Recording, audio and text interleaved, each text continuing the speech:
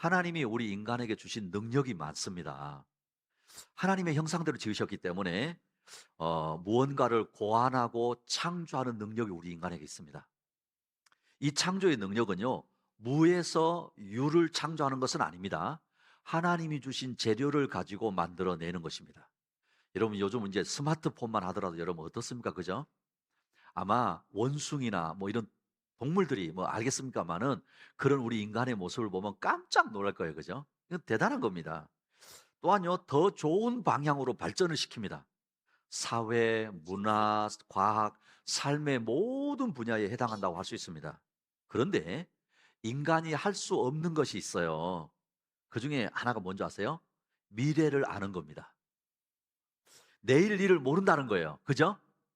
예지의 능력이 없다는 거예요. 앞으로 몇 시간 안에 당장 눈앞에 어떤 일이 일어날지를 정확하게 모르는 겁니다.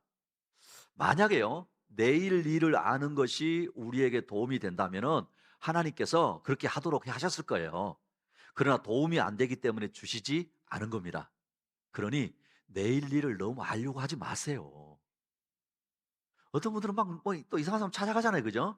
근데 하나님이 그렇게 원하시지 않으셨다라는 거예요. 만약에요, 자신이 죽는 날을 알고 산다면 어떨까요? 다 심각하게 보시는데, 만약에 내가 죽는 날을 안다, 이러면 하루하루가 행복할까요? 아마 고통스러울 것입니다. 그러니까 모르니까 기대하면서 사는 것입니다.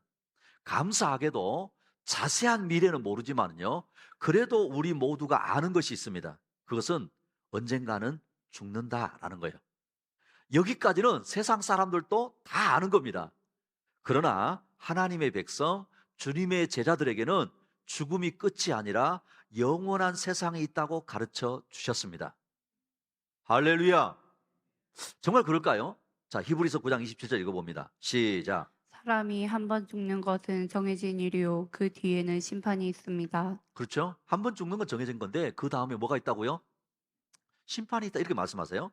또 히브리서 6장 2절에 보시면 세례에 관한 가르침과 안수와 죽은 사람의 부활과 영원한 심판과 관련해서 또다시 기초를 놓는 일은 없어야 하겠습니다, 이렇게 말씀하겠다는 거예요.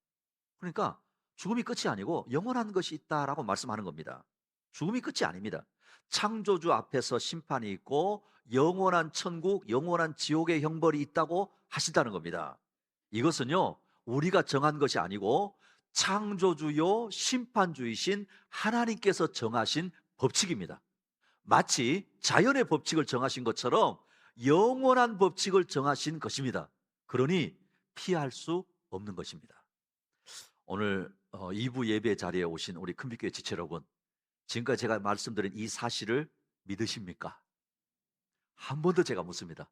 제가 지금 앞에 이야기했잖아요. 이 사실을 믿으십니까? 이 사실을 정말 믿는다면 그 사람의 삶의 자세, 태도는 달라질 수밖에 없습니다. 그러나요, 의외로 많은 사람들이 종말을 믿지 않습니다. 노아 홍수 때도 그랬고요, 소돔과 고모라의 멸망의 때도 그랬고, 심지어 예수님이 다시 오실 때도 그럴 것이라고 주님은 말씀하고 계십니다. 볼까요? 누가복음 17장 26절 30절, 제가 한 절 여러분 한 절. 노아의 시대에 일이 벌어진 것과 같이 인자의 날에도 그러할 것이다. 노아가 방주에 들어가는 날까지 사람들은 먹고 마시고 장가가고 시집가고 하였는데 마침내 홍수가 나서 그들을 모두 멸망시켰다. 롯 시대에도 그와 같은 일이 벌어졌다. 사람들이 먹고 마시고 사고 팔고 나무를 심고 집을 짓고 하였는데, 롯이 소돔에서 떠나던 날에 하늘에서 불과 유황이 쏟아져 내려서 그들을 모두 멸망시켰다. 자 보세요. 30절에 인자가 나타나는 날에도 그러할 것이다. 인자가 누구시죠? 그렇죠, 그렇죠. 주님이 다시 오실 때도 종말에 대한 사람들의 태도는 같을 것이라고 말씀하신다는 거예요. 그러면서 이런 말씀을 들을 때요, 어떤 분들은요, 주님이 우리를 협박한다고 생각하는 분들이 있어요. 무슨 말인가 하면, 아니 그냥 내가 세상 열심히 살고 있는데 무슨 종말이 있고 뭐 영원한 심판이 있고 천국이 있고 지옥이 있다는 말이야. 협박한다고 생각하는 거예요. 그렇지가 않습니다. 협박이 아니라 사실이기 때문에 그런 것입니다. 할렐루야. 예수님이 말씀하시기 때문에 그렇다라는 거예요. 덴마크에요, 실존주의 철학자 가운데 키에르 케고라라고 하는 분이 있거든요. 이분이 종말에 대해서 이렇게 비유를 했어요. 사람들이 연극을 관람하는 극장에 이렇게 비유를 했습니다. 무대 뒤에서 불이 난 겁니다. 근데 배우가 무대 위로 달려 나와가지고 사람들에게 막 소리칩니다. 극장에 지금 불이 났습니다. 어서 나가세요. 그러나 사람들은 나가지 않았습니다. 그들은 고개를 끄덕이면서 막 킥킥킥 웃으면서 그대로 앉아 있어요. 그래서 이 사실을 알고 있는 배우는 더 필사적으로 얘기했습니다. 막 몸짓을 하면서 더 크게 소리쳤습니다. 그는요, 사람들에게 자기 말을 믿어달라고 막 호소를 했어요. 사람들은 크게 감명을 받았습니다. 야, 이 사람은 진짜 훌륭한 배우네. 사람들이 일어나서 박수를 치기 시작했다는 거예요. 세상의 종말이 이와 동일한 방식으로 올 것을 선지자들은 열정적으로 세상의 종말을 알려주지만 사람들은 그들의 행동에 박수를 보내는 것과 같다라는 거예요. 그래서요, 이 종말에 대해서 C.S. 루이스라고 하는 분은 당신의 머리로는 결코 인식할 수 없는 것이다 그랬어요. 사랑하는 우리 금이교회 지체 여러분, 내 인생에 종말이 있는 것처럼 세상의 끝날도 있음을 믿으십니까? 주님이 말씀하셨다고 그랬잖아요. 문제는 종말에 대한 두려움보다 불감증을 가지게 된다는 거예요. 나중에는 사실을 잊어버리는 것입니다. 오늘 예수님은 제자들을 향해서 예수님이 십자가에 죽으시고 부활하신 후에 반드시 다시 오실 것인데 멀리 결혼잔치에 가서 언제 올지 모르는 그 주인을 맞이할 그 종과 같이 항상 예비하고 충성하는 제자로 살아가면 복을 받을 것이다 라고 말씀하는 겁니다. 그래서 오늘은요, 항상 예비하고 충성하는 제자가 어떤 제자인가? 첫 번째요, 따라합니다. 깨어 있어야 합니다. 깨어 있어야 합니다. 자, 옆에 있는 분에게요, 시작. 어떻게 하고 있어야 돼요? 깨어 있어야 한다는 거예요. 자, 우리 마태복음 24장 36절을 같이 한번 보겠습니다. 시작. 그러나 그날과 그 시각은 아무도 모른다. 하늘의 천사들도 모르고 아들도 모르고 오직 아버지만이 아신다. 성도는요, 주님의 제자는 주님께서 다시 오시는 그날을 준비해야 한다고 하시는데 문제는 그날을 아무도 모른다는 거예요. 주님이 다시 오시는 그날과 그 시각은 아무도 모른다는 겁니다. 하늘의 천사들도 모르고 심지어 주님도 모르고 하나님 아버지만 아시는 날이다라는 거예요. 마치 우리가 미래를 모르는 것과 같은 겁니다. 그런데 성경은 여러 가지 비유를 들어서 이 날을 준비하는 삶을 살 수 있다고 하고 있다라는 겁니다. 오늘 본문에 그렇습니다. 혼인 잔치집에 갔다가 돌아오는 주인을 맞이하는 종들과 같이 맞이할 수 있어야 한다라고 말씀하고 있다는 거예요. 사실 이제 이 혼인 문화는 우리하고 조금 다릅니다. 중동하고는요. 이 중동에서는 날씨가 낮에 엄청 덥잖아요. 그래서 주로 신랑이 밤늦게 오는 겁니다. 또 그리고 주인이 멀리 다른 집에 혼인잔치 갔다가 돌아오는데 언제 올지 모르는 거예요. 그 종들은 뭐 하고 있어야 되는 거예요? 그 주인을 기다리는 겁니다. 자, 오늘 보면 35절, 37절까지 제가 한 절, 여러분 한 절. 너희는 허리에 띠를 띠고 등불을 켜놓고 있어라. 마치 주인이 혼인잔치에서 돌아와서 문을 두드릴 때에 곧 열어주려고 대기하고 있는 사람들과 같이 되어라. 주인이 와서 종들이 깨어 있는 것을 보면 그 종들은 복이 있다. 내가 진정으로 너희에게 말한다. 그 주인이 허리를 동이고 그들을 식탁에 앉히고 곁에 와서 시중들 것이다. 여기 보세요. 멀리 혼인잔치 간 그 주인이 언제 올지 모르니까 이제 주인이 오기만을 기다리면서 밤중에도 허리를 질끈 동여매고 등불을 켜고 주인이 오면 언제든지 즉시 문을 열어드리려고 서 있는 그런 종이 되어야 된다는 거예요. 그리고 그렇게 준비하고 있는 종을 보면은 주인이 너무 좋아서 도리어 자신이 띠를 띠고 종을 식탁에 앉히고 수종을 든다라고 하고 있습니다. 자, 이제 이런 이야기를 들으시면 아니 그러면 잠을 자지 말고 있으라는 뜻인가? 그죠? 우리가 잠을 자지 않고 깨어 있다라는 그런 의미가 아닙니다. 여기에서 깨어 있다라고 하는 의미는요, 영적으로 깨어 있다는 거예요. 어떻게 깨어 있다는 거라고요? 영적으로 깨어 있다는 거예요. 영적으로 깨어 있다라고 하는 말은 마태복음 25장에 보면요, 열처녀 비유를 통해서 우리가 짐작을 해볼 수가 있습니다. 네, 말씀드렸던 것처럼 혼인 잔치집에 신랑이 늦게 오는 거예요. 밤늦게. 그래서 이제 신랑이 오기를 등불을 들고 기다리는 열처녀가 있고요, 모든 사람들이 있습니다. 근데 밤이 늦도록 신랑이 오지 않으니까 다 잠든 거예요. 당연히 그렇겠죠. 육신은 여러분 하나님이 주신 우리 자연의 그 원리가 잠을 들어야 되잖아요. 쉬어야 되잖아요.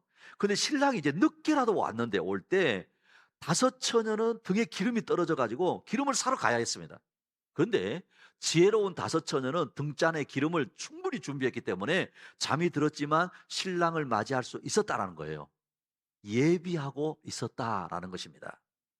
또한요, 이 기름은 성경에서는 성령을 상징하기 때문에 성령 안에 거하는 삶을 말씀하기도 하는 겁니다. 성령 안에 거하는 것은 우리가 성령으로 충만하여서 성령의 인도를 받는 삶을 말씀하고 있다는 거예요. 결국은 이 모든 것은 영적으로 깨어있는 성도를 말씀하는 것입니다. 할렐루야! 사랑하는 우리 금요교회 지체 여러분, 주님의 다시 오심, 주님께서 우리 가운데 다시 오실 그것을 바라본다고 한다면 영적으로 깨어있는 저와 여러분 되시기를 축복합니다. 그러면요, 이 영적으로 깨어있다라고 하는 의미 속에는요, 늘 경건에 이르는 훈련을 하고요, 기도로 주님과 교제하고 동행하는 삶을 살고요, 말씀을 통해서 분별하고 그 말씀의 능력으로 살아가는 것입니다. 그리고 이것을 가능하게 하는 것은 오직 성령의 역사로만 가능한 것입니다. 그러니 주님의 다시 오심을 기다리는 항상 예비하고 충성하는 제자로 살아가기 위해서는 성령 충만하여 영적으로 깨어 있어야 하는 것입니다. 자, 오늘 38절 한번 볼까요? 시작. 주인이 밤중에나 새벽에 오더라도 종들이 깨어 있는 것을 보면 그 종들은 복이 있다. 그걸 보죠. 주인이 밤중에 이제 이렇게 왔는데 새벽에 오더라도 종들이 깨어 있는 거 보면 그 종들이 복이 있다는 거예요. 깨어있는 종을 볼 때 이렇게 기다리는 종의 그 기특함을 보고 앞에 말씀드렸던 것처럼 주인이 수종을 들 것이라고 말씀하고 있고 이런 종이 가장 복이 있다고 말씀하는 겁니다. 사랑하는 우리 금빛의 지체 여러분, 말씀과 기도로 성령 안에 늘 깨어있는 복된 제자가 되시기를 축복합니다. 항상 예비하고 충성하는 제자는 두 번째 따라합니다. 충성된 청지기가 되어야 합니다. 충성된 청지기가 되어야 자, 옆에 있는 합니다. 분에게 시작. 어떤 청지기요? 그렇습니다. 베드로가 앞에 예수님의 그 말씀을 쭉 듣고는 이렇게 질문합니다. 41절에 보시면 베드로가 말하였다. 주님, 이 비유를 우리에게 말씀하시는 것입니까? 또는 모든 사람에게도 말씀하시는 것입니까? 그 베드로가 아니 지금 이렇게 깨어 있으라고 하시는 이 말씀이 제자들에게만 하시는 겁니까? 모든 사람이 하는 겁니까? 이렇게 질문을 던진 거예요. 근데 예수님은 누구라고 말씀하시지 않고 곧 이어서 지혜롭고 진실한 청지기에 대해서 말씀을 하십니다. 자, 42절, 43절, 제가 한 절, 여러분 한 절. 주님께서 말씀하셨다. 누가 신실하고 슬기로운 청지이겠느냐? 주인이 그에게 자기 종들을 맡기고 제때에 양식을 내주라고 시키면 그는 어떻게 해야 하겠느냐? 주인이 돌아와서 볼 때 그 종이 그렇게 하고 있으면 그 종은 복이 있다. 그렇죠? 예수님 무슨 이야기냐면 우리 모두가 청직이라는 거예요. 누구라고요? 청직입니다. 하나님의 것을 맡아 관리하는 사람들입니다. 우리의 것은 없어요. 섭섭하시죠? 우리의 것이 없다는 거예요. 우리는 다 뭐라고요? 청직이에요. 하나님의 것을 맡아서 관리하는 겁니다. 사실 온 우주 만물, 이 세상에 속한 모든 것이 누구의 것입니까? 그렇죠. 하나님이 이것을 우리에게 관리하게 하신 것입니다. 청지기는 주인의 지시대로, 주인의 뜻대로, 주인의 소유를 관리해야 합니다. 그런데 만약에요, 주인이 더디 올 것이라 생각하여서 자기 마음대로 즐기고 약한 자를 학대하는 종이 있다고 한다면 주인의 심판을 면할 길이 없는 것입니다. 많든 적든 내 것이 아닙니다. 내가 많이 배웠던 적게 배웠던 그 지식도 내 것이 아닙니다. 그것을 나만 누리고 또 잘 모았다가 내 자식에게 물려주라고 주신 것도 아닙니다. 하나님 나라를 위하여 그리고 이웃을 섬기고 살리는데 사용하라고 주신 것입니다. 할렐루야. 여러분, 이것이 그리스도인의 물질관입니다. 오늘 본문에는요, 두 종류의 청지기가 나옵니다. 하나는 지혜롭고 진실한 청지기인데 충성된 청지기입니다. 이 충성되다라고 하는 말은 주인의 뜻에 합당한 대로 행하는 사람이기 때문에 그렇습니다. 그는 그 집의 종들을 맡아 때를 따라 양식을 나눠주고 주인의 그 집의 모든 일이 원만하게 돌아가도록 최선을 다하는 사람입니다.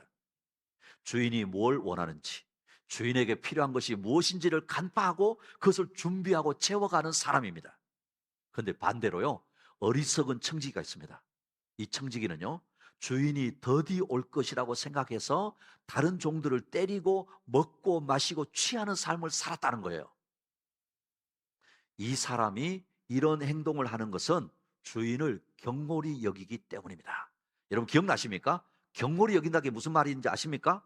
업신 여긴다라는 거예요. 그러니까 주인을 업신 여기기 때문에 주인이 있을 때는 잘하는 척하고 주인이 눈에 보이지 않으면 놀고 술에 취하는 두 얼굴을 가진 청지기인 것입니다. 그런데요, 누가 충성된 청지기인지는 반드시 드러나게 되어져 있습니다.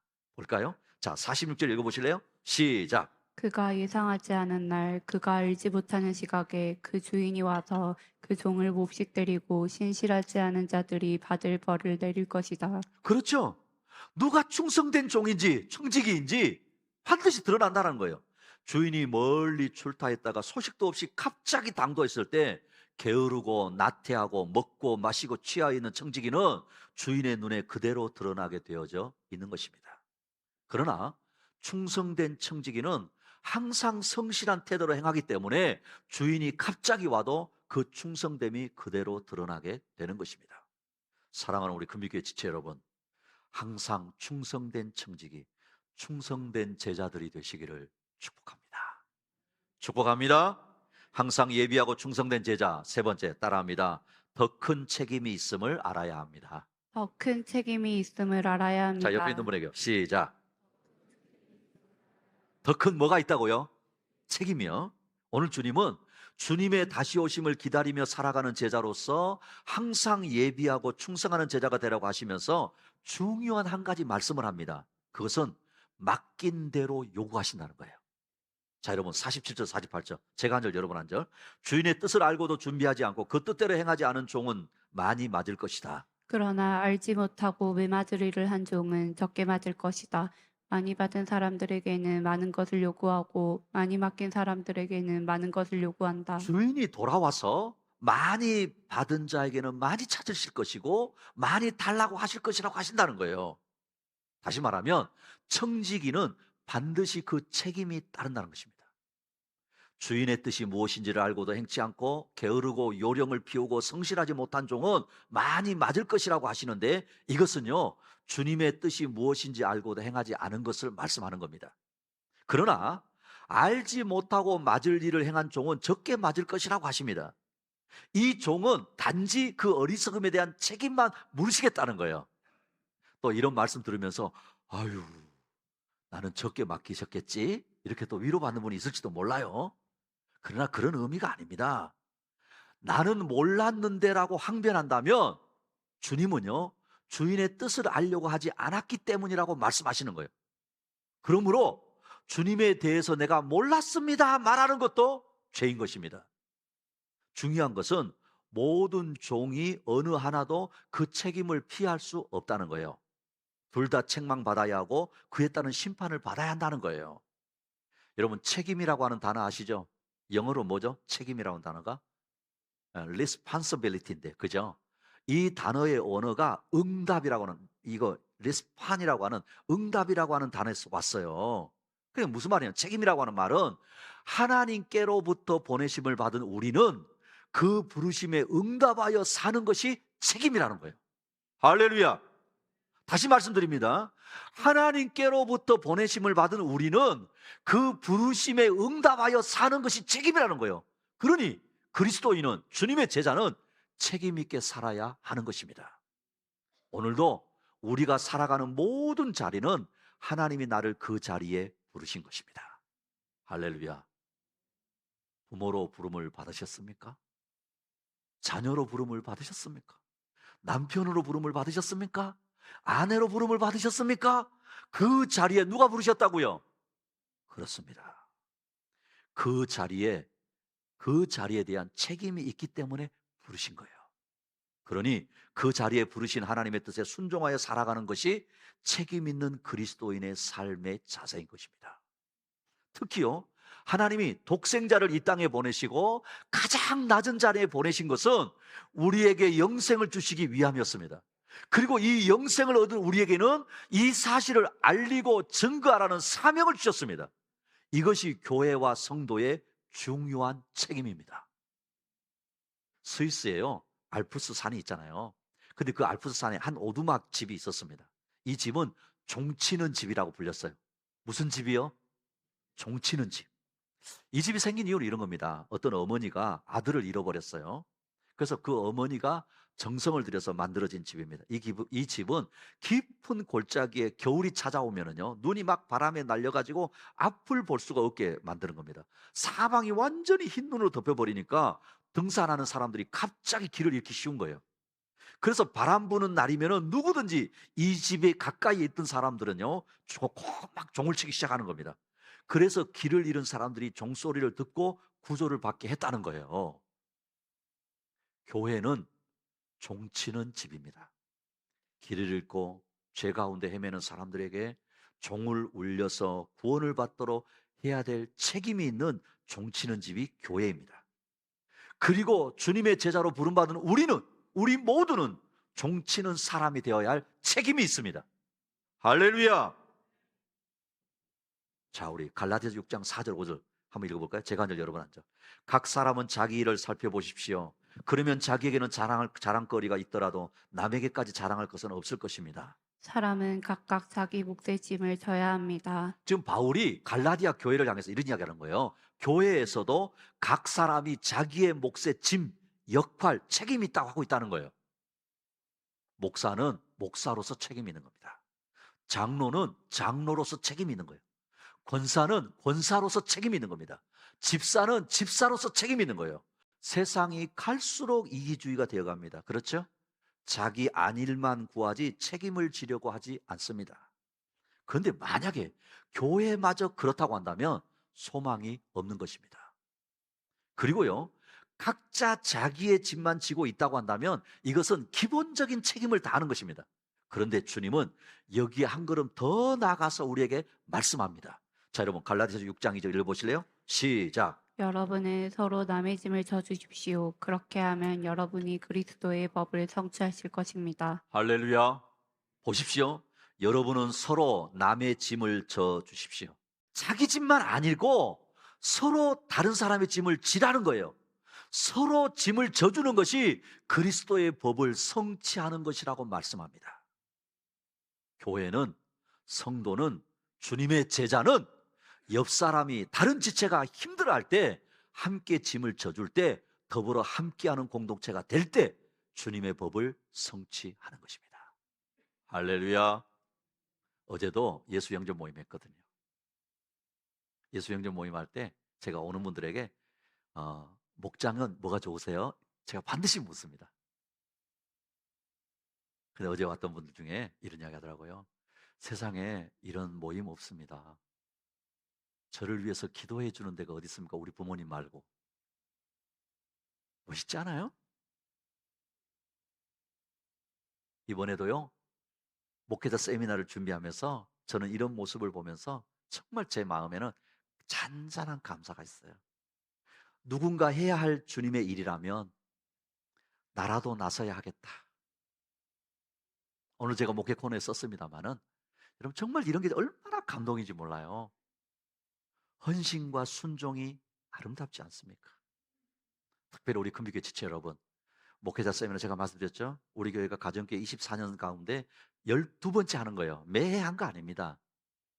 그런데 그때마다 서로 짐을 졌기 때문에 온 것입니다. 할렐루야. 할렐루야. 그럼 여러분 이럴 수 있잖아요. 목사님 저는 아무것도 아닙니다. 적어도 기억하시고 기도해 주시면 함께 짐을 지는 것입니다. 믿습니까? 중요한 겁니다. 오늘 주님은 우리에게 은혜와 책임이 클수록 심판이 더 엄중하다는 말씀을 하십니다. 여러분 여기까지 말씀을 들으면 부담스럽습니다. 그렇지 않아요? 왜 나에게 이런 짐을 주십니까? 라고 생각할 수 있습니다. 그러나 아닙니다. 반대로 한편으로는 이 책임을 감당하는 종에게는 더 큰 상급이 있음을 말씀하고 있다는 사실을 저는 확신합니다. 그러니 이 말씀 붙잡을 수 있기를 축복합니다. 사랑하는 우리 금빛교회 지체 여러분, 주님은 맡긴 대로 요구하심을 알고 각자 자리에서 충성된 제자들이 되시기를 축복합니다. 말씀을 맺겠습니다. 성도는, 주님의 제자는 종말을 준비하며 주님의 다시 오심을 믿고 사는 사람입니다. 이것이 사실이라면 항상 예비하고 충성된 종이 되어야 합니다. 그러기 위해서 성령 안에서 말씀과 기도 가운데 영적으로 깨어 있어야 합니다. 충성된 청지기가 되어야 합니다. 맡긴 대로 요구하실 주님을 알고 자신에게 맡긴 책임을 감당하는 청지기가 되어야 합니다. 항상 예비하고 충성하는 제자의 삶을 살아가는 저와 여러분 되시기를 축복합니다.